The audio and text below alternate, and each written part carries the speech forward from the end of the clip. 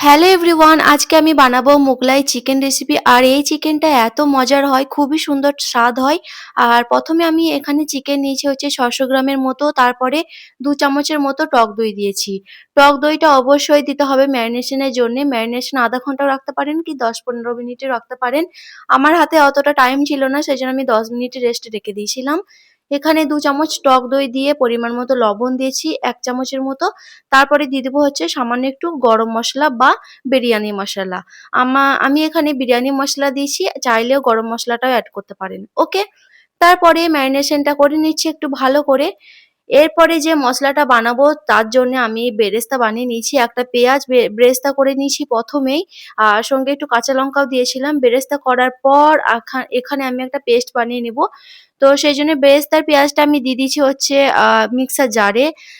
ততক্ষণ একটু ঠান্ডা হোক, তারপরে পেস্টটা বানাবো। আর এইদিকে ম্যারিনেশন করা যে চিকেনটা সেটা হালকা করে ঘিয়ের মধ্যে ফ্রাই করে নিবো। আমি এখানে দেশি কাও ঘি নিয়েছি। ওই ফ্রাইং প্যানটার মধ্যেই নিয়ে নিচ্ছি। তারপরে এক, এক করে চিকেনগুলো দিয়ে দিচ্ছি। আস্তে করে ব্রাউন কালার অব্দি ভেজে নিতে হবে। ওকে? চিকেনটা কিন্তু অবশ্যই ভাজতে হবে এই রেসিপিটাতে, তবেই টেস্টি লাগবে মোগলাই চিকেনের রেসিপি। ওকে, আমি এখানে ১৫ মিনিটের মতো ফ্রাই করেছি উল্টি-পাল্টি করে। তারপরে এদিকে আমি পেস্টটা বানিয়ে নিবো। এখানে আমি আদা, রসুন নিয়েছি কাঁচা আর দিয়েছি একটা টমেটো। টমেটোটা একটা বড় সাইজের নিয়েছি। আর যে বেরেস্তার পেঁয়াজটা করে রেখেছিলাম সেই বেরেস্তাটা এড করে দিব। অনেকেই কিন্তু মানে সমস্ত কিছু ফ্রাই করে পেস্টটা বানায় টমেটো, আদা, রসুন পেঁয়াজ ফ্রাই করে। আমি আমার মতোই বানাই। আমি পেঁয়াজটাই শুধু ফ্রাই করেছি, বাকি জিনিসগুলো কিন্তু কাঁচাই আছে। ওকে? তারপরে ঝালের জন্যে কিছুটা গোলমরিচ দিয়েছিলাম, গোটা গোলমরিচ, সামান্য একটু পানি এড করে পেস্টটা বানিয়ে নিয়েছি। তারপরে ভাজা চিকেনের মধ্যে পেস্টটা আমি এড করেছি। এখন কষার পালা। ব্যাস, এখানে আর কিছু মসলা এড করতে হবে না। আর এই চিকেনটা যত কষানো হবে মিডিয়াম টু লো ফ্লেমে কষাতে হবে। একদম হাই করা যাবে না, তাহলে কিন্তু নিচে ধরে যেতে পারে। মিক্সার জারের মধ্যে যে মসলাটা ছিল, বাকি মসলাটা সামান্য একটু পানি এড করে ওটাও আমি এড করে দিয়েছি। এখন কষাতে হবে। মসলা অনুযায়ী আমি আরেকটু লবণ এড করেছি, যেহেতু আমি চিকেন ম্যারিনেশনে আগেই লবণ দিয়েছিলাম।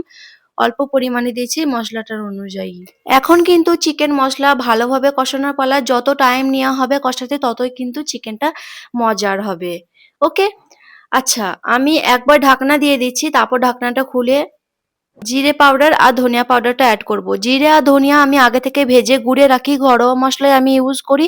প্যাকেটের মসলা সেরকম ইউজ করা হয় না, শুধুমাত্র বিরিয়ানি মসলাটা ছাড়া। ওকে?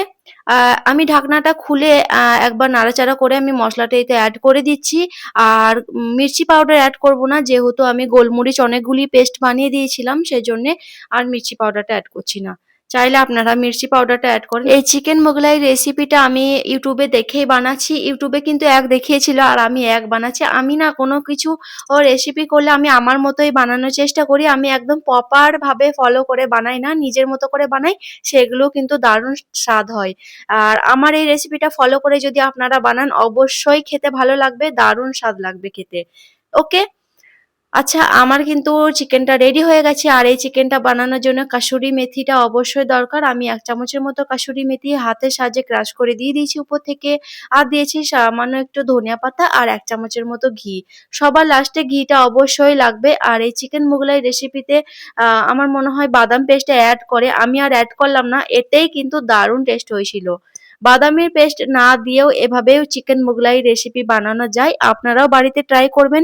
ঘিটা দিয়ে সঙ্গে, সঙ্গে আমি ঢাকনা দিয়ে দিয়েছিলাম। আর একবার ১ মিনিটের মতো লো ফ্লেমে রেখে এখন এই তো আমরা খাবো। সেজন্য আমি দেখাচ্ছি আপনাদেরকে জিনিসটা কত সুন্দর হয়েছিল দেখুন। আচ্ছা, কেমন লাগলো আমার এই রেসিপিটা অবশ্যই জানাবেন। অবশ্যই ট্রাই করবেন। না ট্রাই করলে কিন্তু বোঝা যাবে না কেমন হয়েছে চিকেন। আমার তো কথাতেই হবে না বোঝানো। ওকে, ঠিক আছে। কেমন লাগলো আমার রেসিপি অবশ্যই জানাবেন। অবশ্যই ট্রাই করবেন। Okay, bye. Take care. আল্লাহ হাফিজ। দেখা হচ্ছে পরের ভিডিওতে।